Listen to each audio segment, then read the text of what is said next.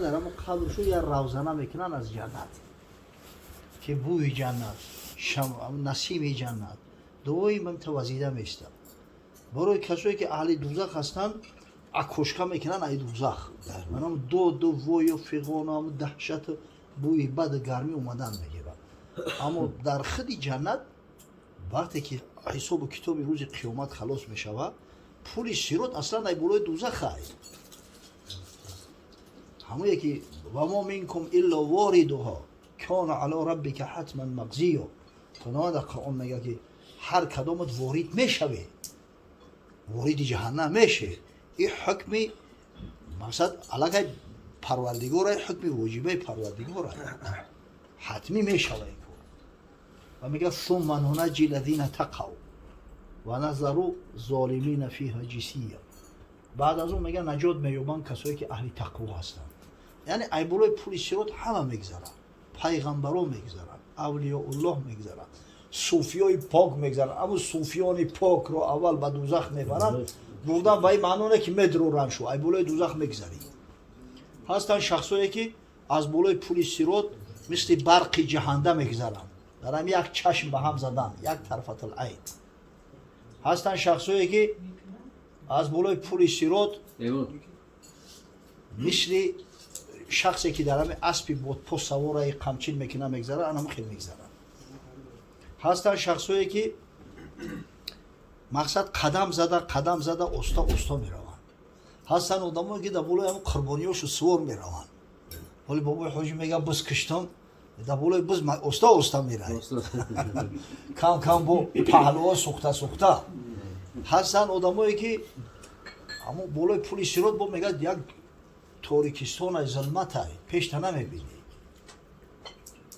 خدای تعالی با بندهاش با مسلمانان نور میته نورهم یسعی بین ایدیهم و بایمانهم نورشو میگن تری منور میکنه پیشون و دو طرفشون شخصیت های هسته که اون نوری او به درجه روشن است که ای افتاب روشنتر ای حتی میگه جهنم پیش خدا نوله میکرده است خدای اوقی نوری آتشای ما را خاموش کرده است شعله‌های آتش با خاموش میکنه همین تیزتر بگذرونه میره هست آدمی که رنگ پروژکتور وری نور دوره هست آدمی که رنگ یه لامپچکای 300 وات نور دوره همین آخر الامر هستن آدمایی که رنگ همین انا باتریکای کیتایی است که در فناری که اونم خیلی نور دارن قدرت خدا بعضیا نور شو همون مقصد ایسر رو روشو بیاید هستن آدمایی که همین نور فقط میگه در همین نرنگوش شونه مؤمنو را در نظر دارم او کافی را اینجا نور داره او پیشی پوشا نمیبینه او پولی سیرات بسیار بوری که هم رفتن میگیرن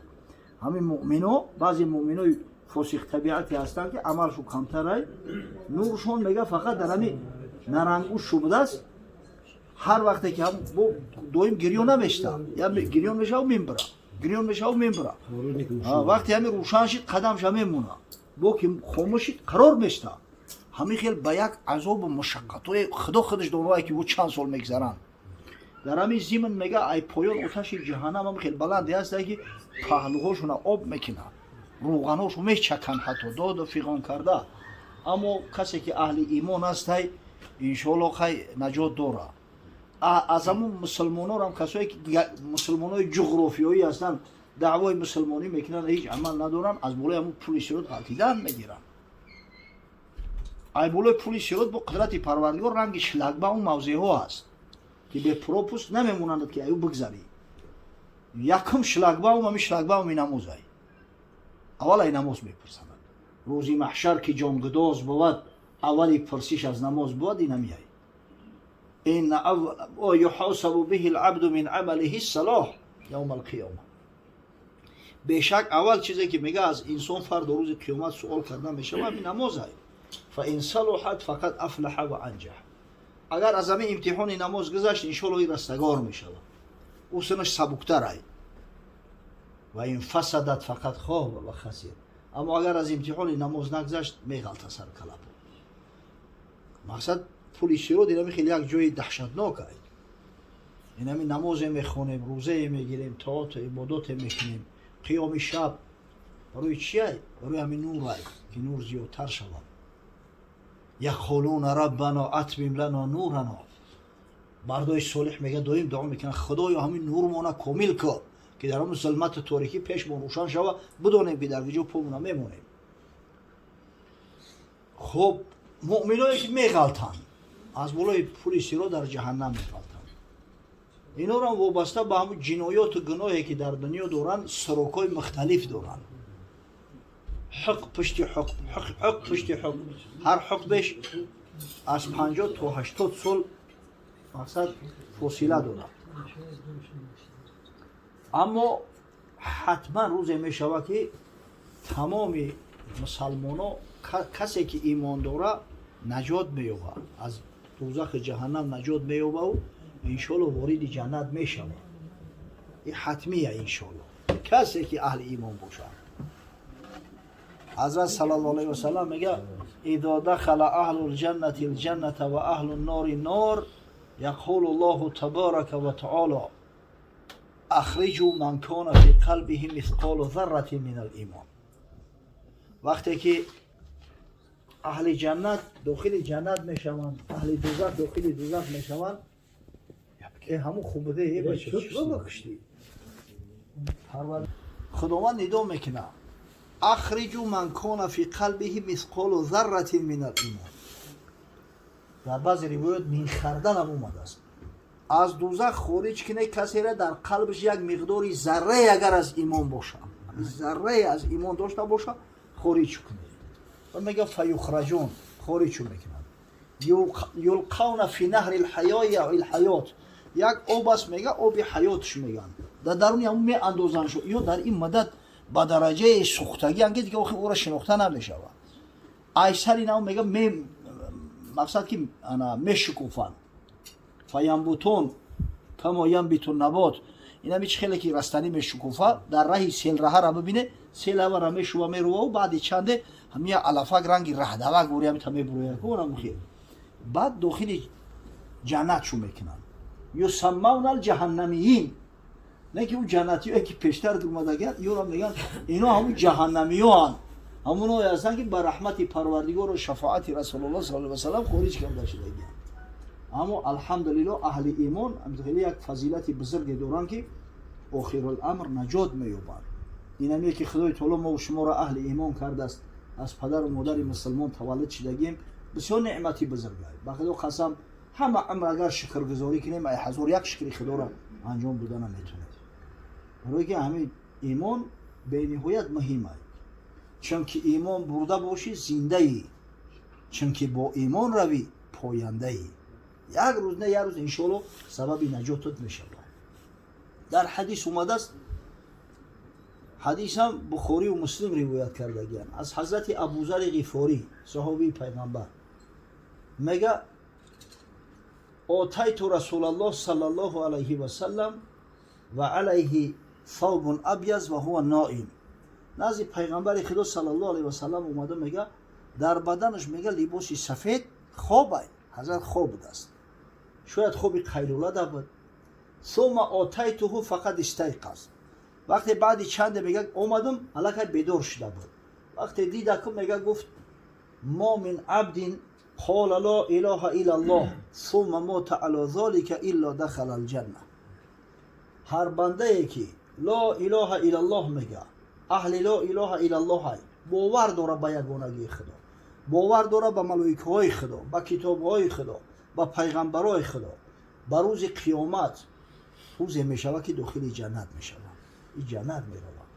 با ابوذر غفاری میگه سوال کردم و این زن و این سرقه، اگر چند زنا و دزدی هم کرده باشه، حضرت گفت و این زن و این سرقه، اگر چند زنا و دزدی هم کرده باشه، میگه باورم نشد، بار دیگه با سوال کردم و این زن و این سرقه، اگر چند زنا و دزدی هم کرده باشه، حضرت باز تصدیق کرد، میگه گفت اگر چند زنا و دزدی هم کرده باشه، با میگه باری سیم پرسیدمش و این زن و این سرقه، اگر چند زنا و دزدی هم کرده باشه، حضرت گفت و این زن و این سرقه علی رغم انف ابی ذر، بله اگر زنا و دزدی هم کرده باشه، اگر چنده که ابوذر نمیخواهد خداوند یورا جنت بدروره، میگه خداوند ارحم الراحمین است، داخل جنت شو میکنه.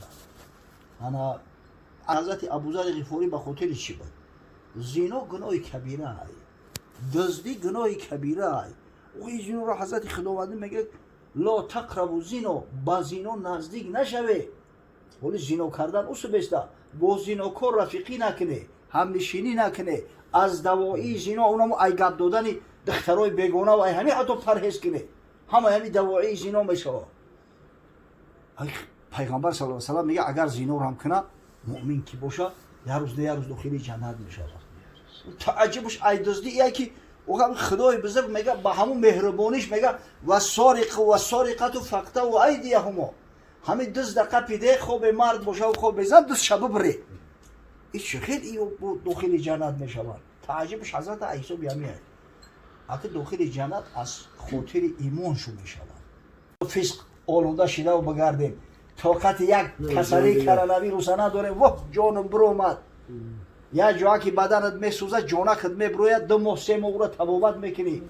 آخه این 100 ساله ها و 1000 ساله ها در آتش جهنم سوختن کاری اندکه. اگه جا قوت طاقت او را داری. اما در مجموع اگر بگیریم شخصای مؤمن حتما روزی میشود که نجات مییابند، یعنی که یا جاویدانی در دوزخ باقی نمیمونند. اگر چند فاسق و فاجر هم باشند روزی میشود که به رحمت پروردگار نجات میافتند. الحمدلله. اگه سوال توضیح کنید جسد تا چند جسد انسان تا چند ساله حقوق داره؟ در کجا؟ در روی زمین حقوق داره؟ تا چند ساله؟ میشته توزه و آزوده میشته. یخک هم خیلی بسیار سپوریده شه بخواه. بله. مالش رو کدن میگه. خب شخصی که مقصد پیغمبرای خدا پیغمبرو جسدشون هرگز خاک نمیخورد. جسد پیغمبرو چه خیلی بد خیلی میمونه. یگان جای شک نیست. حدیث صحیح پیغمبر صلی الله علیه و سلم بوره میگه حضرت درباره همین روز جمعه صحبت کرد، صفت جمعه را کرد، بعد گفت فاکثروا علی من صلاتکم فی هذا اليوم، در همین روز جمعه بر من صلوات زیادتر بفرسته. فإن صلاتکم معروضة علی او تعرض علی، زیرا که همین صلوات شما به من عرض کرده میشه، میارم به من میرسونم میشه. یک آدم نو مسلمان شده بود است، گفت یا رسول الله کیف تعرض علیک صلاتنا وقد ارمت یعنی بلیتا. ای حبیبی خدا گفت اوقی وقتی که مردی در خاک ماندند او خاک جسدی را میخوره چه خیلی صلواتی ما در پیش تا عرض میشود. همه حضرت گفت این الله حرم علی الارض ان تأکل اجساد الانبیاء، خداوند بر زمین حرام گردانده است خوردن جسد پیغمبران را. هیچ جای شک نیست که جسد پیغمبران را اصلا خاک نمیخوره. خب بر روایت اومده است که جسد شهدا، شهیدایی که در راه خدا شهید شدگیان، شهیدای اعلا، همچنین جسدشو ویران نمیشیده است، همیتا باقی میمونه. دلیلش چی است؟ برای چی میگیم که جسد شهیدا ویران نمیشه؟ خاطر در مسئله جسد پیغمبر و حدیث پیغمبر صلی الله علیه و سلم است، جوی شک نداره. انا در مسئله شهدا در روایت اومده است میگه والله اعلم بعد جنگ احد حتی 40 سال بعد جنگ احد وقتی که شهیدای احد در احد شهید شدند کو حضرت جابر ابن عبدالله اومد قبر پدرش کند، همونجا سیل رها شده بود، جایی که همون شهیدای احد گرانده شده بودند آب که سیل می اومد همونجا کلمک میشید است.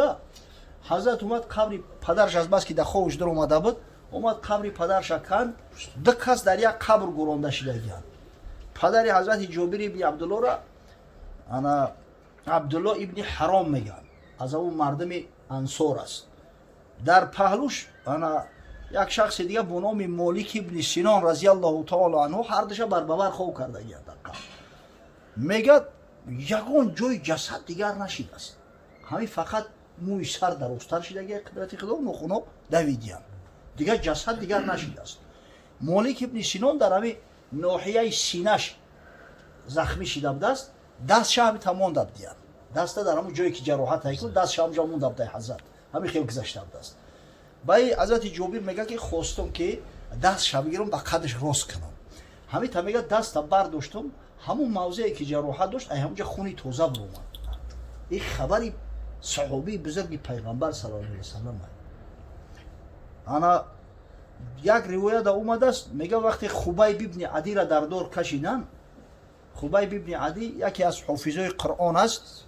انا همه بازمانده های شخص به نام حارث ابن عامر که از مشرکای مکه بوده در جنگ بدر کشته شده بود، همه را خریدند از دست مشرکای عرب. در اسارت غلطیده بود، گفتند در عوض خون پدرمون همه را میکشیم، در عوض خون پدر. بعد در همون تنعیم جایی که مسجد بیبی عایشه است کو همونجا بردنش، بدبختو در دور آویزانش کردن. گفتن اگر کسی همین را ایبولای دور میکشویا، مقصد که جزاش هم میتیم. در گردی همون اخرا نمونده بودن، در گردی همون پایه دور. از یک ماه زیاد گذشت به تا آویزان بود. حضرت یه روز بعد نماز بامداد میگه اصحاب بزرگوار شتگی بودن در مسجد، گفت ایکم یحتمل اخاه الخبیب من خشبة وله الجنه. کدامت گفت میری همو برادر تو خبیب از پایه دور خلاص میکنه، در زمین گور میکنه، انشالله در عوضش پروپسکی جنت دسترس میکنه. حضرت زبیر ابن عوام هم شتگی بود است، گفت من یا رسول الله من میرم. زبیر پسر عمه پیغمبر صلی الله علیه و سلم به حد غیور بود، جسور بود. از بس که پسر یگانه مادر بود، مادرش صفیه عمه پیغمبر کو همین جسور کلونش کرده بود. به هر حال گاه میگفت که بچه من زورش به این مردک نمیرسه، ادیم در اومده خطیش دویم. حضرت تسلاش میداد پرونه که میگفت انشالله زبیر او را میزنه. همینجا هم زبیر پرید خیست، بگو خود توقع عهدهش نمیبروی، تو بلای دور میبروی، او را خلاص میکنی، برش میکنی، میوریش، میترسی که خود توقع عهدهش نمیبروی.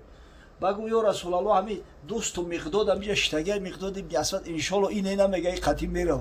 یا دهنم او را نگفت است که میره یا نمیره. او را پرید خیست. این هر دش هم شه سوارای همون مسلمان ها بودن، هر دش اسب داشتن. اینا با قول امروزه چوانداز بودن ده.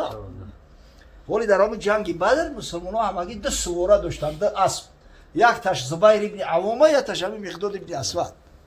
اینا هم حقی خودشون گرفتن غنیمت، هم حقی اسب گرفته گیرن. بعد حضرت اجازت شد هر در اسب سوار شدن اومدن رسیدن علاقه 40 روز گذشته است. جسد هم خیلی آویزان دیدن که اخرا نه. بعد صبر کردن ایستادن یک مقدار. وقتی که خواب شو برد در قسمت اخیر شب، زبیر 32 ساله بود است، جخونتر. همین برآمد بالای چوب بنده برید.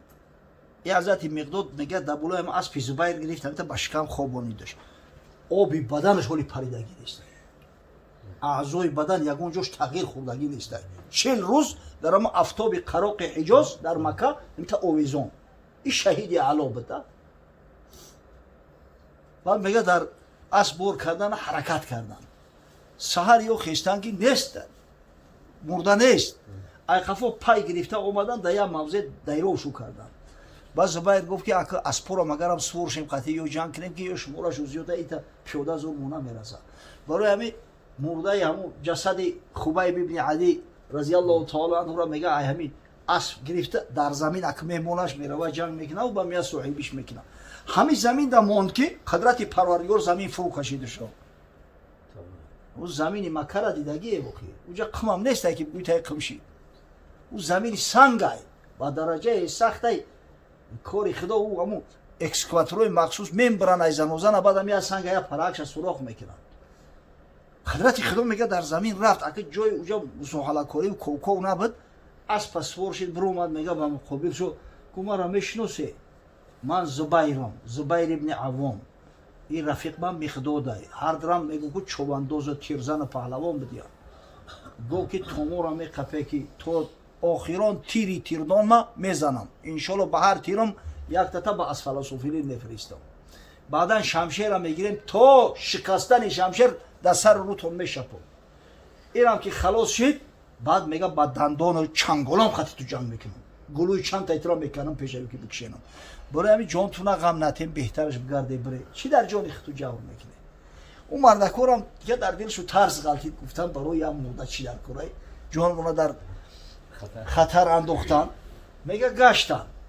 این حضرت اومد که مرده را سوی بگه همین قیمه کوان دیگه نمیوانش، زمین فرو بود دستش. вақте Мадина омадам пеши Расули Худо саллаллоҳу алайҳи ва саллам, дар гуфт: ё Расулаллоҳ, қасд ман мебуд ки биёрумш дар бақиа гӯш кунем, ҷаннатул бақиа. Ягон ҷои бадан таъхир нахӯрдааст, то ки боли оби баданаш ҳатто мега паридагӣ нестай. Аммо мегам дар замин мондумш ки қудрати Худо дар замин рафт. Дига ҳар қадар кофтем наёфтемаш. Ҳазрат табассум кард, гуфт: ё Зубайр, малоикаҳо Хубайб ибн Адила пеш аз халос кардани ту мегуфтанд ин балиъул арзай. унвонаш дода буданд балиъул арз, яъне шахсе ки замин ура мебалаа, замин дар комаш фурӯ мебарад. ту намедонӣ. мақсад ҷасади шаҳидонам ҳамун хел алҳамдулиллоҳ ки мемондааст, боқӣ мемондааст. Ахе дигар одамо оста оста мепурсанд, охи дигаргун мешаванд бо мурури замон, вобаста ба хок, вобаста ба муҳит, вобаста ба боду ҳаво, шароит, вазъият, дар чӣ ҳолате ҳаво мераса намераса, баъзеш дарозтар мерава, баъзеш камтар мерава. Аммо оҳиста оҳиста ҳамин замин ҷасада мехӯра. аз ҷасад чӣ бемона? ҳамин копчик, копчик. ҳамира дар арабӣ уҷбузанаб ё аҷбузанаб мегӯянд. ана мега ки фарзанди одама баданаша ҳамаша хок мехӯра, магар ҳамин уҷбузанаб. минҳо хулиқа бну одам ва минҳо юраккаб. аз ҳамон мега фарзанди одам халқ мешава, бо ҳамон мақсад ки таркиб меёба. таркибшам аз ҳисоби ҳамон мешава. ан ҳамон копчик бисёр сахт будааст. ҳамон копчика хок намехӯрад. Дига тамоми аъзои бадан оҳиста оҳиста ба хок мубаддал мешавад.